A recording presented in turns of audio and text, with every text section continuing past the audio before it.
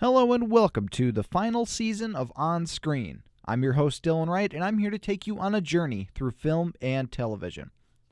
It's 2018, the future is here, and I thought what better time to talk about a certain show than right now, because this is a show that really deals with the future. It deals with technology and new beginnings and darkness, especially darkness. It's Black Mirror. Now, this is a show created by Charlie Brooker, and it originally was on Channel 4, which was a British channel. In the past few seasons, it's been a Netflix show, and it's a show that really is almost like a Twilight Zone surrogate, because it's an anthology show, so each episode has a completely different premise, a different cast. It's a really interesting concept behind even the title of the show. The creator, Charlie Brooker, talks about how he got the title Black Mirror. He goes, "If technology is a drug, and it does feel like a drug, then what precisely are the side effects? This area between delight and discomfort is where Black Mirror, my new drama series, is set. The Black Mirror of the title is the one you'll find on every wall, on every desk, in the palm of every hand, the cold, shiny screen of a TV, a monitor, a smartphone." So it's a show that's definitely rooted within technology, and it's about sometimes the dangers of technology and how the way that society is going, the way that technology is going, is a dark and dangerous place. And sometimes it plays a little fun at that. It makes some humorous comments on that.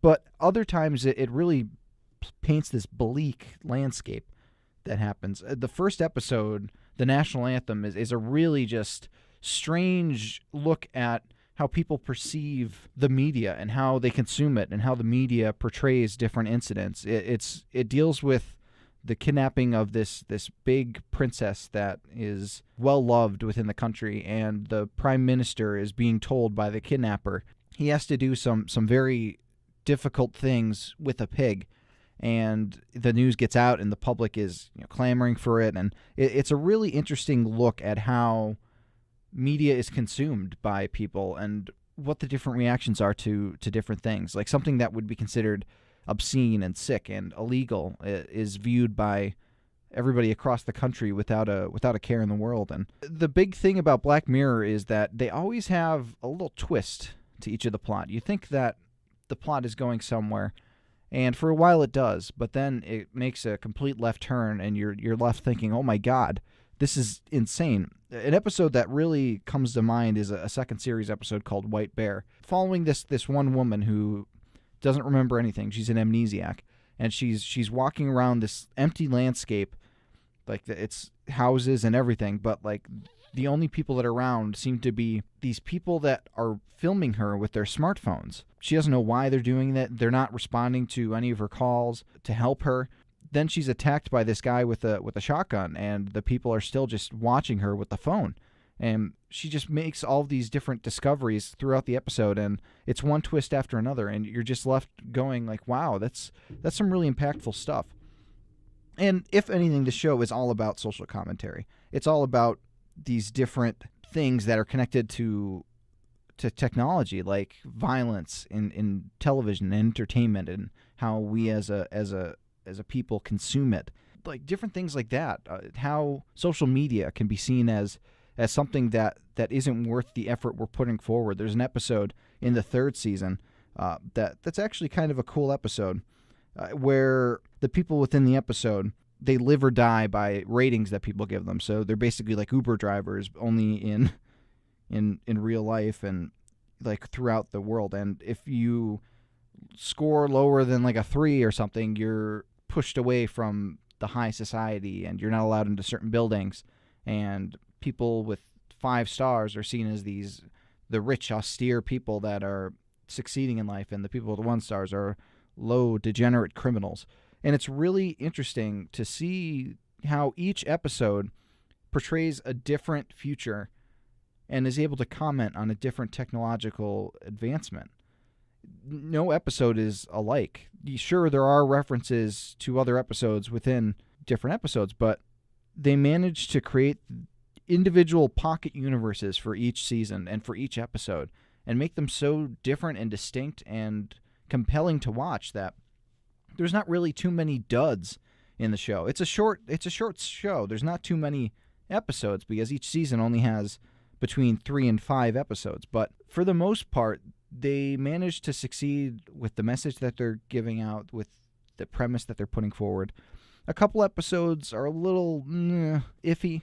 The Waldo moment from season 2 really didn't grab me the way that I think they wanted it to. It fell flat. I mean, it's kind of sad because it talks about how a cartoon political mascot is able to gain so much popularity in a vote, in an actual election. But an episode that really shined for me was the first episode of the second season, Be Right Back. It has Domhnall Gleeson, who was recently in the new Star Wars movies as General Hux, playing against Haley Atwell, who is Agent Carter in the Marvel movies. And they form this, they're this couple, and one of the couple dies. The other part of the couple is, of course, distraught that their significant other has passed away.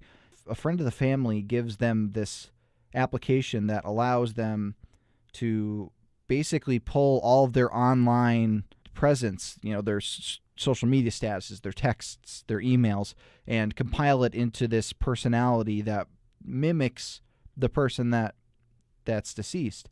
The episode's all about how a person's online presence doesn't equate their physical being. It's a good facsimile, but it's not quite what you need from it.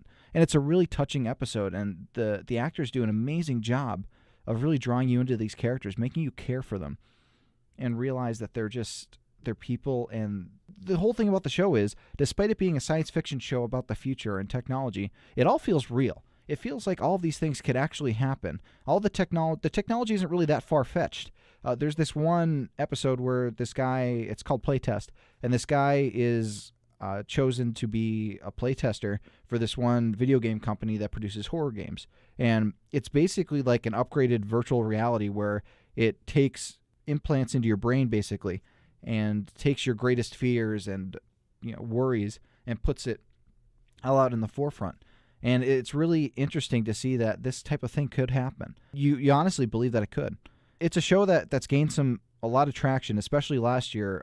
The episode San Junipero from season 3 won a ton of Emmys and Golden Globes, I believe. And rightfully so. It's a really touching story. And I definitely don't want to spoil too much about that one because there's some really cool twists in it that definitely deserve a watch. But that's probably the lightest, most uplifting episode of Black Mirror, because most of the episodes are freaking bleak.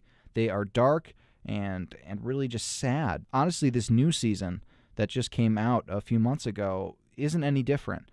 And I thought that I would have my good friend Manfid Duran come on to talk about season 4 of Netflix. So take it away, Manny.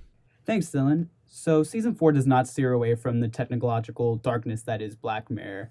There's 6 episodes in this season, and I was honestly very happy with how each episode turned out.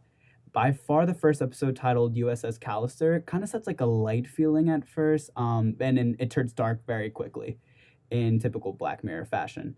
I don't want to spoil a lot about this season since it's still fairly new and I would really like for people to watch it, but the first episode deals with this virtual reality game that pays homage to Star Trek. The creator of the virtual reality world is seen as this creepy guy at work and is often put down by his coworkers. So, of course, being the creator of this world, he takes his extensive knowledge and uses it to his advantage in order to seek revenge on the people who have always made fun of him at work. I found that a couple of the episodes use virtual reality, which makes sense with how you see virtual reality everywhere now, or even augmented reality. You can see that on your phones. You see it in little pop-ups at the malls. You see it everywhere. And like Dylan was saying, it's outrageous how real these worlds are. The characters and the stories really do make it feel like this sort of technology isn't too far away from us. Without spoiling too much, in episode 5, we meet these characters that encounter basically robot dogs that are out to kill them. I was on social media recently and discovered that these mechanical dogs are actually real. They've been developed in order to help carry heavy items for use in the military, so it's mind-blowing how crazy the similarities between these two things are. For sure, my favorite episode from season 4 has got to be episode 6, Black Museum. From start to finish, I was hooked. I'm a big fan when it comes to really tying things together, and that is what they did with this episode. You'll see that a lot of the previous technology is actually found within episode 6. I felt that this episode tied everything together for me, and it reminded me of why I fell in love with the series. The writers for the show, Charlie Brooker and Jesse Armstrong, really have quite the eye for social commentary and for creating these stories that resonate with us in such a technologically advanced world. I couldn't be happier with how season 4 came out, and I cannot wait for what else they have in store. Thank you to Dylan for inviting me to be a part of the podcast, and thank you to all of you for listening to my thoughts on season 4 of Black Mirror. Back to you, Dylan. Yeah, season 4 is just a great season, and it's continuing the show pretty well. I especially do like the last episode, Black Museum, and of course USS Callister I think is one of the best episodes. It's definitely really cool to see a rip on Star Trek and male entitlement and male geekdom being portrayed in that way. And it's a show I definitely recommend. Everybody should watch it. Even if you're not a fan of horror, there's not too many straight horror elements. I think Playtest is probably the very scariest it gets. But there are some like psychologically chilling stuff in it. There's some minor gore in episodes, but it's a really compelling series that has the spirit of Twilight Zone in the social commentary it's putting forward and the things that it's trying to say. So it's definitely worth your listen if you're interested in that kind of thing.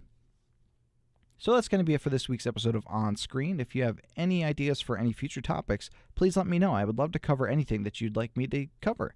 And as always, until next time, take care.